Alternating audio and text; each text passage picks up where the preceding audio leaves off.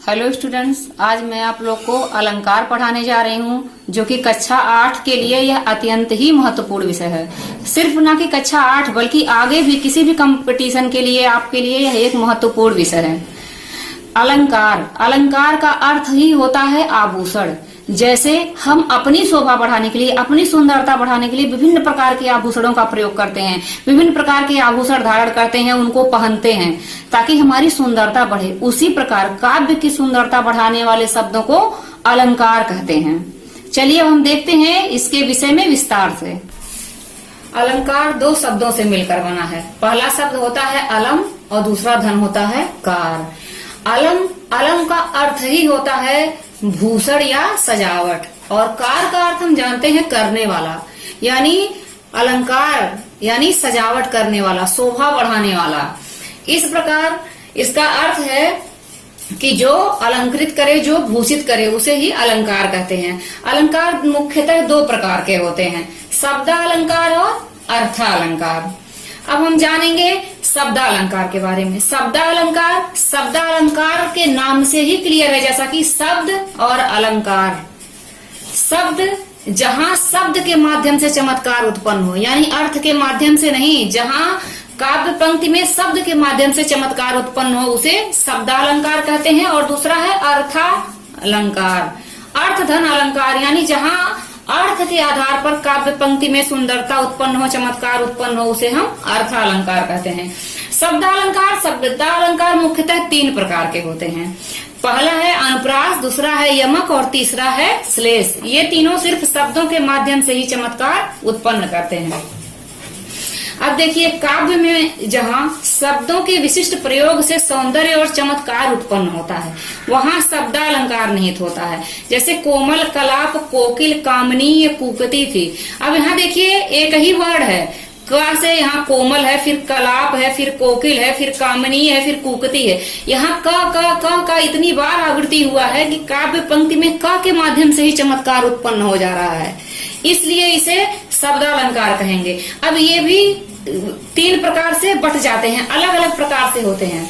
अब इसमें पहला है अनुप्रास अलंकार। जब काव्य में एक ही वर्ड की आवृत्ति बार बार हो तो वहाँ अनुप्रास अलंकार होता है, यानी कोई भी वर्ड हो, का हो, ख हो, ग हो, कोई भी वर्ड हो, जब दो या दो से अधिक बार वो प्रयोग होता है तो वहाँ अनुप्रास अलंकार हो जाती है। जैसे यहाँ पर जो हम एग्जाम्पल देखें, कोमल, कलाप, कोकिल, यहाँ देखिए बार बार का की आवृत्ति हो रही है। अनुप्रास के परिभाषा के अनुसार जहाँ एक ही वर्ड की आवृत्ति हो रही है, यानी इस पंक्ति में क्या है, अनुप्रास अलंकार हो रहा है। यहाँ कुछ और एग्जाम्पल है, जैसे तरिन, तनुजा, तट, तमाल, तरुवर, बहुआए। यहाँ त वर्ड की आवृत्ति कई बार हो रही है। रघुपति, राघव, राजा, राम, यहाँ र वर्ड की आवृत्ति हो रही है। मुदित, महीपति, मंदिर आए, यहाँ म और स वर्ड की आवृत्ति हो रही है। और इन्हीं वर्डों की आवृत्ति के द्वारा ही काव्य पंक्ति में चमत्कार उत्पन्न हो रहा है, इसलिए इसे हम अनुप्रास अलंकार कहते हैं। अब इसका दूसरा हम देखेंगे, जो कि है यमक अलंकार।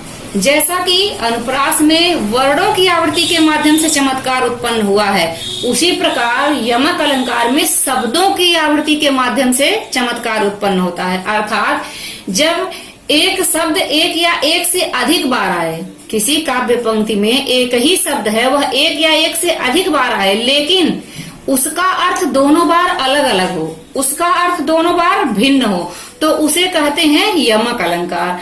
जैसे काली घटा का घमंड घटा। काली घटा, यहाँ पहले घटा का अर्थ हो गया बादल, और दूसरे में घमंड घटा, और दूसरे घटा का अर्थ हो गया घटना, यानी कम होना। यानी शब्द एक है घटा और इसका अर्थ दो है, एक है बादल, दूसरा है कम होना, इसलिए यहाँ क्या हो गया, यमक अलंकार उत्पन्न होता है। इसी प्रकार से बहुत सारे एग्जाम्पल्स हैं।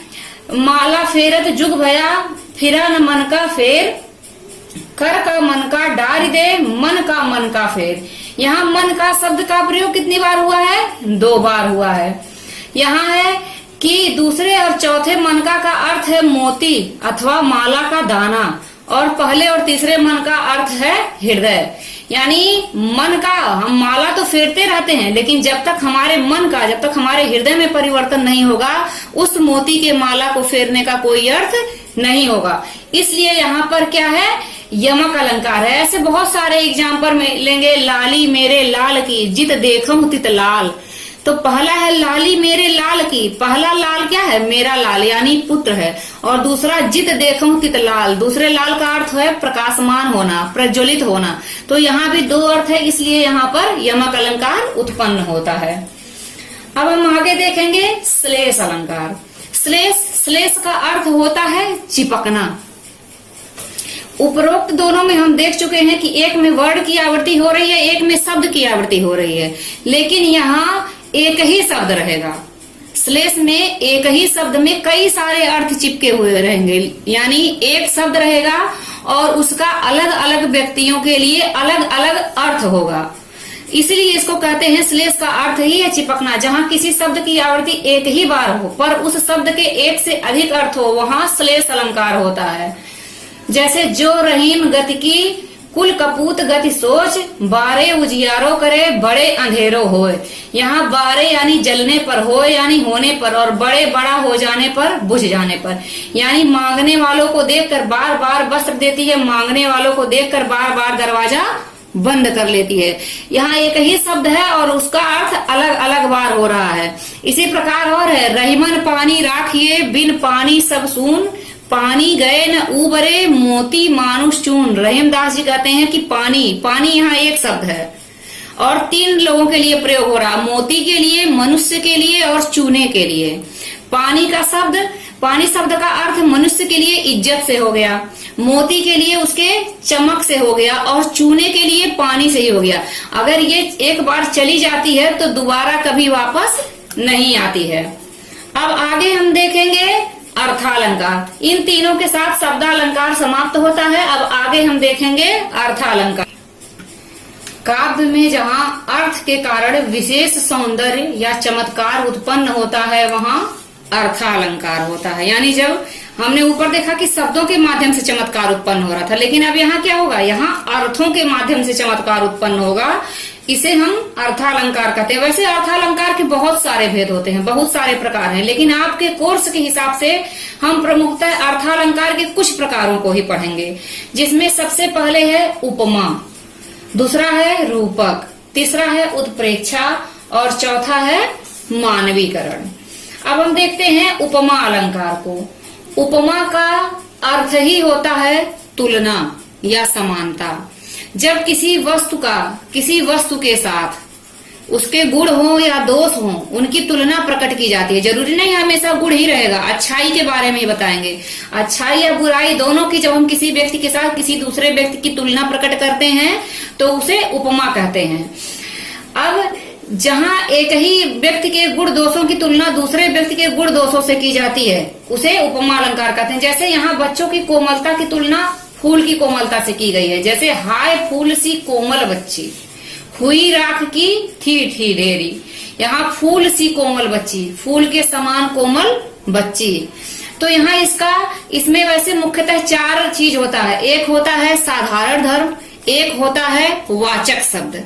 तो इसका सो, सम, सी, सरिस इस प्रकार के शब्द जब आते हैं बीच में, जैसे यहाँ है फूल सी कोमल बच्ची, तो यहाँ सी क्या है? सी देखते ही हम पहचान लेंगे कि यहाँ तुलना किया जा रहा है, इसलिए ये उपमा अलंकार। तो सो, सम, सी, सरिस आदि जैसे शब्द जब मिलते हैं तो वहां उपमा अलंकार होता है। जैसे पीपर पात सरिस मन डोला, पीपल के पत्ते के समान मन का डोलना। तो यहाँ सरिस क्या हो गया? सरिस हो गया वाचक चिन्ह, मन का डोलना हो गया साधारण धर्म। और एक शब्द होता है उपमेय और उपमान। जिसकी तुलना की जाती है उसे उपमेय कहते हैं और जिससे तुलना की जाती है उसे उपमान कहते हैं। उपमा अलंकार में यह चार प्रमुख चीज होते हैं: उपमेय, उपमान, साधारण धर्म और वाचक चिन्ह। इन्हीं के द्वारा हम उपमा अलंकार की पहचान करते हैं। जैसे सीता का मुख चंद्रमा के समान सुंदर है, राधा रति के समान सुंदर है, आदि उपमा अलंकार के उदाहरण हो गए। दूसरा हम देखेंगे रूपक अलंकार। रूपक है जहाँ काव्य में जहाँ गुण, स्वभाव आदि की अत्यधिक समानता के कारण प्रस्तुत और अप्रस्तुत, उपमेय और उपमान में भेद न दर्शाया जाए, उसे अभिन्न मान लिया जाए, वहां रूपक अलंकार होता। अर्थात जब उपमान का उपमेय पर अभेद आरोप कर दिया जाता है, जब उपमान को उपमेय पर पूरी तरह से थोप दिया जाता है। जैसे सीता चंद्रमा के समान सुंदर नहीं है, सीता ही चंद्रमा है, तो ये क्या हो जाएगा, अभेद आरोप हो जाएगा, यानी उपमेय और उपमान में अंतर करना ही मुश्किल हो जाता है। जैसे चरण कमल बंदो हरिराई, तो भगवान के चरण यहाँ क्या हो गए, उपमेय, और कमल के समान है, यानी क्या हो गया, उपमान। लेकिन यहाँ ये नहीं कहा गया है कि कमल के समान है, यहाँ कहा गया चरण कमल बंदो हरिराई, भगवान विष्णु का जो चरण है वही कमल है, इसमें समानता नहीं दिखाई गई है, उपमेय को थोप दिया गया है। मैया मैं तो चंद्र खिलौना ले हूं, यहाँ बच्चा ये नहीं कह रहा कि माता मैं चंद्रमा के समान खिलौना लूंगा, यहाँ बच्चा कह रहा मैया मैं चंद्रमा को ही खिलौना लूंगा, यानी चंद्र रूपी खिलौना लूंगा। यहाँ चरण रूपी कमल है, इस प्रकार यहाँ पर क्या हो जाता है, रूपक अलंकार हो जाता है, उपमेय और उपमान में अंतर करना मुश्किल हो जाता है। आगे है उत्प्रेक्षा अलंकार। उत्प्रेक्षा का अर्थ होता है संभावना, जहां किसी कार्य के होने की सिर्फ संभावना प्रकट की जाती है। जैसा हमने उपमा में देखा है वहां तुलना की जाती है, रूपक में देखा है कि वहां थोप दिया जाता है पूरी तरह से। लेकिन उत्प्रेक्षा जहां सिर्फ संभावना की जाती है कि ऐसा हो सकता है, ऐसा हुआ नहीं, मानो आज वर्षा होगी, यानी वर्षा लग रहा वर्षा होगी, वर्षा होगी या नहीं होगी यह क्लियर नहीं है। यहाँ जहाँ भिन्न होते हुए भी समानता प्रकट करने के लिए उपमेय में उपमान की कल्पना या संभावना प्रकट की जाए, वहाँ उत्प्रेक्षा अलंकार होता है। जैसे सोहत ओढ़े पीठ पट श्याम सलोने गात और मनहु नीलमणि शैल पर आतप प्रयो प्रभात। यहाँ श्री कृष्ण के सुंदर सांवले शरीर पर जो वो पीला वस्त्र धारण करते हैं, उसको देखकर ऐसी कल्पना की गई है कि जैसे किसी पर्वत पर सूर्य की प्रातःकालीन किरणें पड़ रही हो। पीला वस्त्र भगवान श्री कृष्ण के सांवले शरीर पर इस प्रकार से सुशोभित हो रहा है।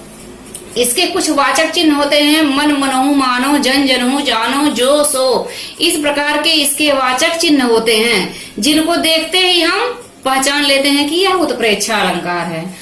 आगे है मानवीकरण अलंकार।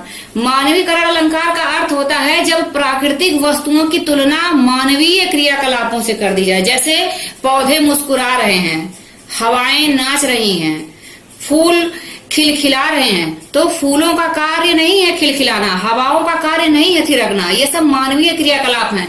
तो जब यानी जो अचेतन है, जो सजीव है परंतु चलायमान नहीं है, उनकी प्राकृतिक वस्तुओं की तुलना जब मानवीय क्रियाकलापों से कर दी जाती है तो उसे कहा जाता है मानवीकरण अलंकार। जैसे नीले फूले फूल को सिर पर चढ़ाकर, हवा हूँ हवा में बसंती हवा हूँ, ये सब मेघ आए बड़े बंठन के संवर के, ये सारे उदाहरण जो हैं ये मानवीकरण अलंकार के उदाहरण, क्योंकि मेघों का कार्य नहीं है सजना संवरना, सजना संवरना मानवीय क्रियाकलाप है। लेकिन यहाँ मेघों को कहा गया है, यानी बादलों को कहा गया है कि वो बहुत ही बंठन के सज संवर के आ रहे हैं। अब आगे हम एक और अलंकार देखेंगे, अतिशयोक्ति। अतिशयोक्ति दो शब्दों के योग से मिला है, अतिश धन उक्ति, यानी अतिश यानी अतिशय बहुत ज्यादा, और उक्ति यानी कथन। जब किसी विषय में बहुत बढ़ा चढ़ा कर कथन कहा जाए, बहुत बढ़ा चढ़ा दिया जाए जो कि संभव ही ना हो, उसे ही अतिशयोक्ति कहते हैं। यानी काव्य में जहाँ किसी व्यक्ति या वस्तु का वर्णन अत्यधिक बढ़ा चढ़ा कर किया जाता है वह अतिशयोक्ति अलंकार होता है, यानी वो संभव हो ही नहीं सकता है। जैसे हनुमान की पूंछ में लगन न पाई आग, सगरी लंका जर गई गए निशाचर भाग। यहाँ कहा जा रहा कि हनुमान के पूंछ में आग लगने ही नहीं पाई और सारी लंका जल गई और निश्चर सारे यानी जो राक्षस हैं वो भाग गए। ऐसा कैसे संभव हो सकता है कि हनुमान के पूंछ में आग लगने से पहले ही लंका जल सकती है। इसी प्रकार और है, राणा की पुतली फिरी नहीं तब तक चेतक मुड़ जाता था। राणा के आंख की पुतली नहीं घूमती है लेकिन तब तक चेतक उसके पहले ही मुड़ जाता है। यह कैसे संभव है कि आंख की पुतली मुड़ने से पहले घोड़ा मुड़ सकता है। इसी प्रकार है, लहरें व्योम चूमती उठती, जो समुद्र की लहरें हैं वो आकाश को चूम लेती हैं, ये संभव नहीं है, इसलिए इसे कहा जाता है अतिशयोक्ति अलंकार। इस प्रकार हमने यहाँ अलंकार के कई सारे प्रकारों को पढ़ा। उम्मीद है कि आपको समझ में आया होगा और पसंद आया होगा। धन्यवाद।